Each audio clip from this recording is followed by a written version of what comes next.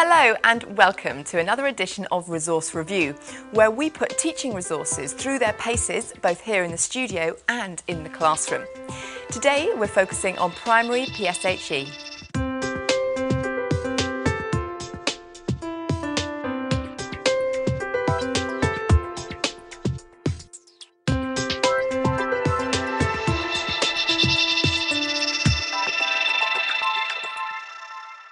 Recommending today's resources is our subject specialist, Kay Lord. Kay is currently an independent consultant working with Wigan LEA as a PSHE advisor. She is also a member of the QCA PSHE steering group and is secretary of the National Health Education Group. Alongside Kay, we have Jared Brading, deputy head teacher of St Mary of the Angels RC School in Westminster. Also on the panel is Alan Mills, a former teacher who is now head of the affiliation network for the Specialist Schools Trust. Well, a warm welcome to you all. Kay, as our specialist, you've recommended 3 different resources for primary PSHE. We've got an online resource bank, a book and a website. Was it difficult to select resources? Is there much out there for primary PSHE? There's an awful lot out there. I think there's a niche in the market that people are trying to fill sort of on a weekly basis. So it becomes a real issue for teachers in school to actually find a resource that fits their needs and the needs of their children at the same time as matching up with the requirements of the national curriculum. Well, let's start then with Espresso by Espresso Education. Essentially, it's an online resource providing managed curriculum content, is that right, that the pupils can then access in the classroom? Yes, pupils and teachers can access either together or separately. All right. So for extension work it is very, very useful. And it's also useful because it's constantly updated. So whilst there are stories on there that have got a longer shelf life, there are really up-to-date topics, and it links really well into aspects of citizenship, being politically aware and laying those foundations which are so important before they lead up to secondary work. Well, before we discuss the resource any further, let's see Espresso in use in the classroom. We went to Norwood Green Junior School, where teacher Jennifer Millets is using the resource to explore the topic of smacking with her Year 6 class. What I wanted the children to do is to formulate opinions about a controversial subject using Espresso. It's an online resource that schools can buy into. It can be used for whole class teaching, but it can also be used by children on independent activities. So, for example, in today's lesson, I showed a video which then stimulated discussion amongst the class. Sort of violent side. What I could then do is, using the laptop or using the ICT suite, I could then ask children to go away and work in groups and carry out a series of activities related to the whole class activity that we'd done. So you were saying they shouldn't be, you were saying they shouldn't be, you were saying and then you can bring children back and then reach a conclusion based on the activities that they've done in the lesson. Purpose and like 1, 2, 3. What it is basically is a huge resource bank. What's really good about it is that the resources are divided into subject areas of the curriculum areas that we study here. So, for example, English, science, PSHE, etc. So I could go into any subject area in Espresso and I could find a video resource, I could find a web-based resource, I might find a newspaper article, I might find activities for the children to do. Personally, I find Espresso most useful for PSHE-based lessons. Because the resource is so vast, and because once a resource comes online, it then goes into an archive, so anything I use I can always go back to. It is a constantly updated resource, so every week you can go into Espresso and find something new.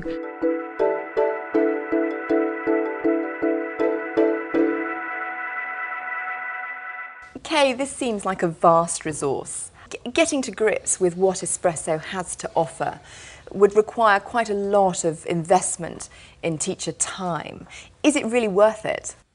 Once you've absorbed the actual technological aspects of it, and you then harness that with your teaching methodologies for PSHE, then it will be extremely beneficial. Alan, what do you think of Espresso as a resource for primary PSHE? Espresso is fantastic value for money because it solves a lot of time, saves a lot of time, solves a lot of problems for the teachers. I mean, the web is free though. So the teacher, an able teacher, could effectively do that without forking out the cash for Espresso. They've got to do that as well. I mean, the web is not closed off because you're using that, but you've got it. It's, in many primary schools, the problems of download is always difficult. The time is saved, the effort involved, and it is managed. It's curriculum based. You can see where it goes, and the time and effort that this company puts into making sure the resources are in place. And as you've said, you know, as things change, they're going to update it for you. Always finding new resources. Jared, would you use Espresso in your school? Our LEA, our local education authority, have bought that for the schools across the LEA, so we all have access to it. It does become easier the more familiar you are with it, and it does take a small investment of time to get familiar with the programme. But those teachers use it, and the children that use it love it. I mean, they use it all the time. Is there good support for teachers on how to get the most out of it? I think one of the good things about this is that there is the teacher's support within the package. And alongside that is, my understanding is there's training that accompanies it before a school takes it on board.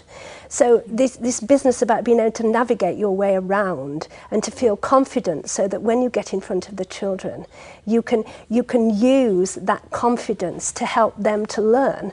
Well, thank you very much. Now let's move on to our second resource, focused on a particular topic. This is D-World from the DrugScope website. Kay, why did you choose this one?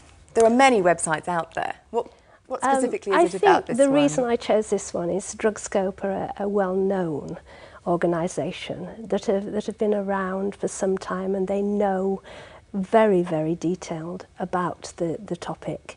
They're very experienced, and I think it's really important, as they have realised as well, to get into the primary age children, not just secondary. So this is a component of the website that pupils log on to and work through? Yes. OK, well, let's go and see the resource in use in the classroom. We asked Oliver Williams at Reigate Priory School to work through it with his Year 6 class. For the introduction of the first part of the lesson, I allowed the children to explore the website and navigate it freely with their partners or in their small groups. After looking at the homepage, they focused pretty much on the facts. There was a whole section dedicated to the facts of drugs. They were then able to look at another section on the law and the laws associated with legal and illegal drugs.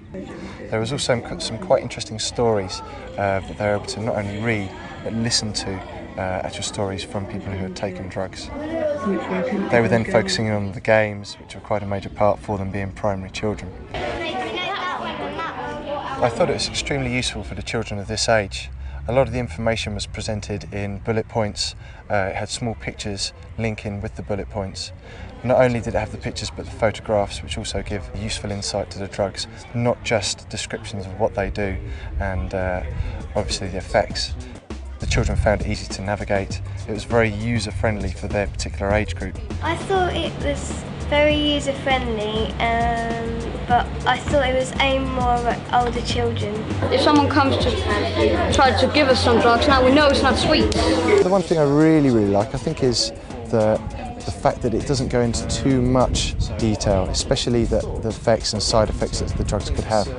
For some of the children it could be quite scary, but I think that it does cope with that well and it addresses the situation well.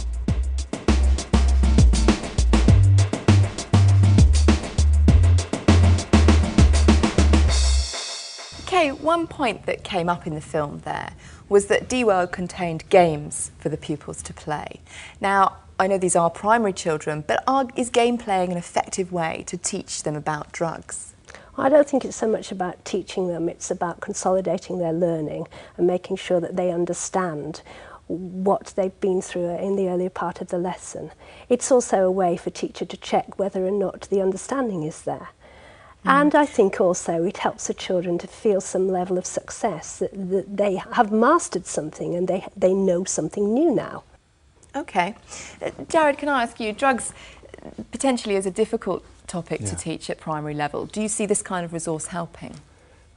I'm a bit uncomfortable with the resource, I have to say. Right. Why is that? We have in our school, we are part of the drugs education programme. We have a 6-week programme run by the LEA, and the content of their programme wouldn't really touch on some of the issues that they were looking at on this particular website.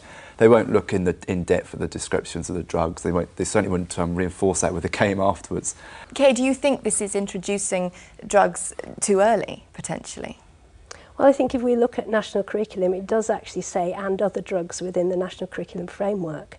And I think it's up to the school to decide what other drugs they mean. And it's also really important to do some preliminary work to find out what the children know already, because I would probably use it in a way that was careful editing. So I wouldn't perhaps go into areas like cocaine and heroin, but certainly things around tobacco and alcohol, cannabis as well. But I would not say that it would be a resource that I would recommend to all schools. I think it needs careful management. Yeah, and I think certainly some of the content is much more secondary based than primary based. Definitely. Alan, a comment from you on this resource? I think it needs to be very carefully managed, as we all say, that's the point. But I think what's very useful about an ICT-based resource is it does add a filter between the student and the actual content, and being able to sit there and discuss it and look at factual stuff on the web is always easier sometimes than being presented with it in the flesh. So it needs very careful management by the teacher, but that's a backup. It gives information in a non-threatening way. So I take on board what Jared's saying, but I think actually the information is there, they can look at it. It needs to be very, very carefully looked at by the teacher before they start, and that's what we're saying. Yes, that's a precursor, isn't it? Great. Well, thank you all very much. Let's move on to our third resource, and it's a book, and it's called Better Behaviour Through Golden Time. Kay, can you explain this resource, and just explain Golden Time to me? This follows on very much from a whole series of books and processes that Jenny Mosley and her associates have developed, building up on circle time. And this uses all those ideas and formulates them through something she calls golden rules, which are the way in which the school will work together as a community in order to be responsible and caring and empathetic and understanding of each other. There are some practical tips, but it's a kind of how to do it, how to set it up, so that they can then adopt this and use it as a kind of behaviour strategy. And it involves working through parents and governors, so everybody is aware about what it is that the school is trying to do to make a harmonious, happy place in which learning can take place. Well, thank you all very much. I'm afraid we're going to have to leave it there. But just to summarise, today's resources, we looked at Espresso by Espresso Education, D-World from the DrugScope website, and Better Behaviour Through Golden Time, published by LDA. Well, don't forget that for more information on all of today's resources and to post your own comments about other resources for primary PSHE, you can go to our website. It's teachers.tv/resource review. Or if you want to, email us. We're at resourcereview@teachers.tv. Very many thanks to our panel, to Kay, to Alan and to Jared. Thank you for joining us. We'll see you next time on Resource Review. Bye-bye.